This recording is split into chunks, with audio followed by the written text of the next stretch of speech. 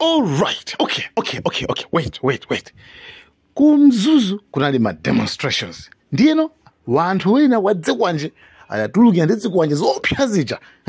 Akuti yayi msamari sokoneze yayi. Tufate manga ma business, tufate teri zambiri mbiri. Choncho aletsa mademo kumzuzuko mukuti mademo sadachitike. Anyway, tikupatsilani zomwe exactly zachitika kumzinda umenewu wa Mzuzu. Guys, thank you so much Malawian Cameras.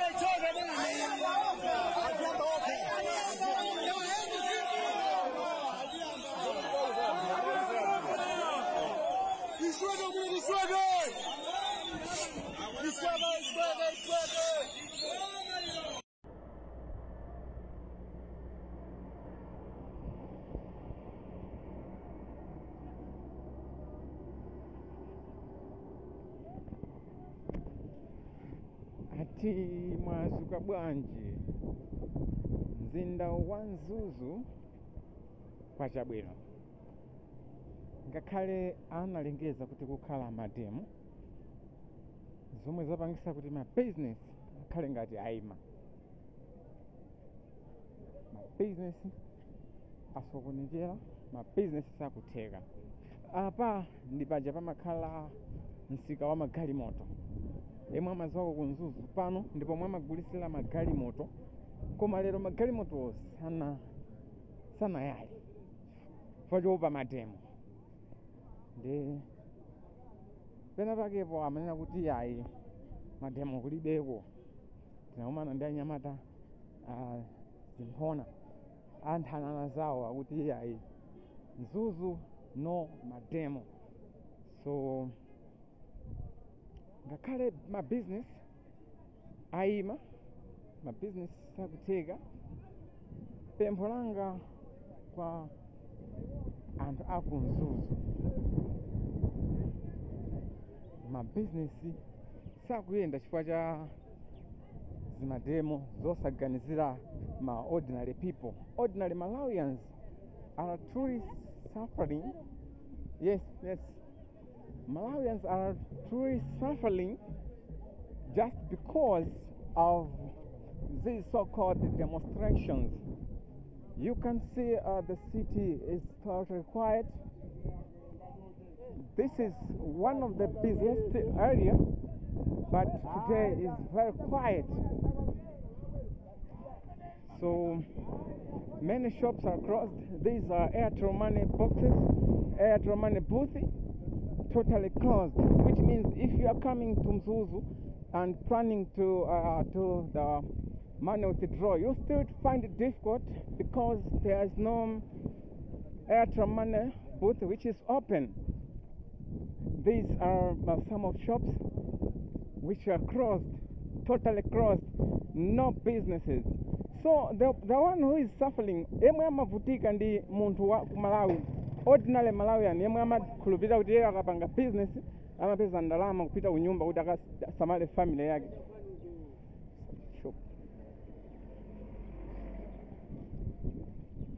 Anthu omwe amavutika ndi Amalawi omwe amakhulupirira kuti iwo akapanga business akumakathandizira ma families akwawo, mabanja awo akumathandizidwa mmoyo wa siku ndi siku. Koma ngati mashopu ali oseka chonchi ndiye kuti Malawi ndi munthu yemwe atavutike. Malawi avutike koopsa chifukwa choti business sikuyenda mu mzinda wa Mzuzu. Ndi zinthu zomvetsa chisoni kuti mzinda wa Mzuzu ndi city yaying'ono, city yomwe ikuyenera kuti ingokula kumene, koma singatheke kukula chifukwa akusogoza njira zosovera mavuto za ziwawa. Mashopu ngati ali oseka chonchi mabusiness ambiri akumavutika. They are failing to operate peacefully because okay, hapa tiende huku, okay.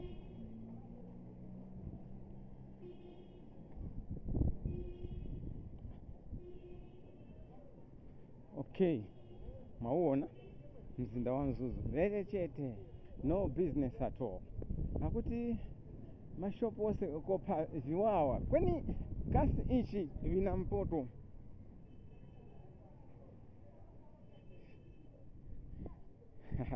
Iwe ngole comment yo basi popo. Now someone is calling me. I'll just cancel him. Bangega is a business. We don't need to take any call. Right? Busy.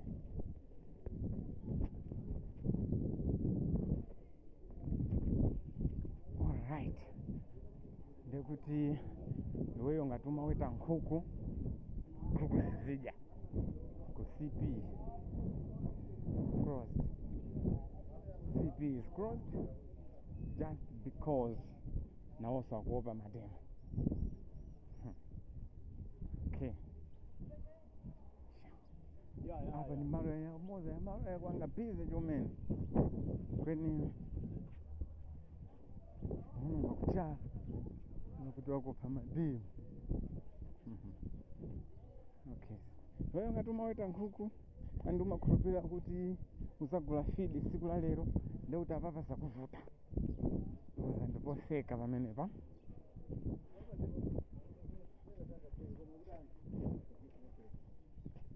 Mosema makhala muli sovala koma sana yaye chifukwa choti situation is not normal.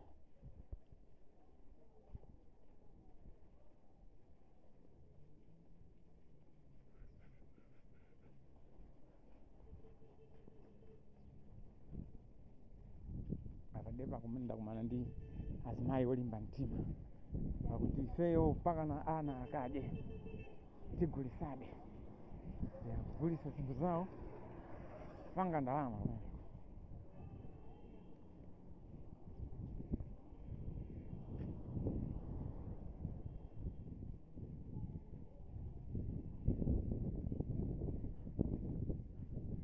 Lero ngati siku lachiwiri katikati mwa sabata limayenera kukhala siku lonena kuti anthu apange ma business, anthu apange malonda, anthu achite malonda apeze ndalama. Koma ndizokhumudwitsa kuti totally closed, zinthu ndizosekedwa, mashopu ndosekedwa. Ngati nonso makhulupirira kuti lunch mmapita pa Kips, ndi Kips ndoseka nawonso ayiopera aliya anthu athauzadya zaulere kuno.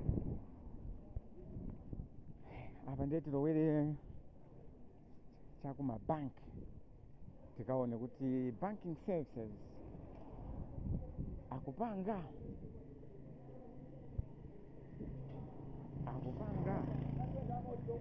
kodi vina Mzuzu palije nthawi inyake yakuti mungachita yakusovera masuzo chifukwa zikulongola kuti ivi vamademo ivi pali gulu la anthu anyakiro mukuliganizira yayi. Malawi muno muli ma ordinary people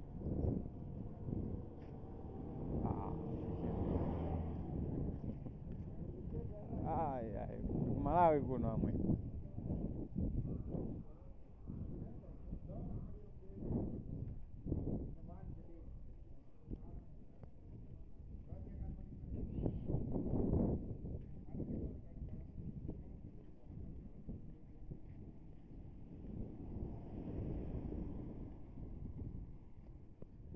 okay. Hey.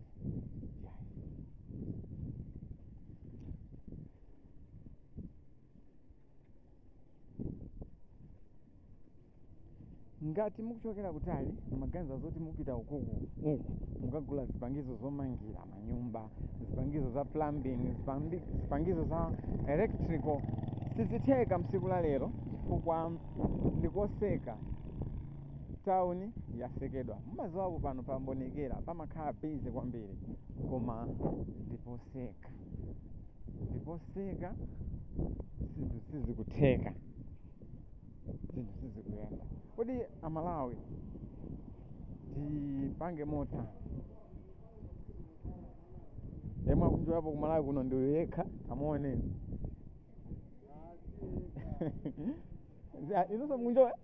inunso mukunjoya vuto ndi chani inuyo simukunjoya vuto ndi chani ayi kunzuzu kuno akunjoya ndi yekhayo chifukwa choti mabizinesi sakutheka zimademo izi zikukhala ngati zasokoneza zinthu inu kapena muli gulu limodzi la mademo inuyo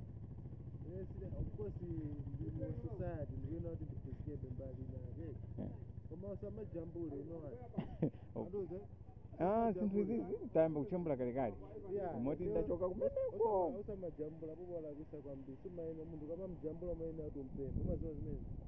ndimayina kuti ndikupempheni komano ase good night ine ndipitirize ntchito yanga ase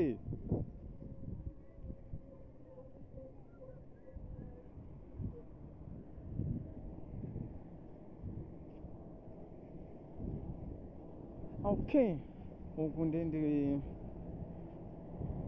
ndipata apa tikulowera pa malobot apena pake kuti tikaone kuti kunoko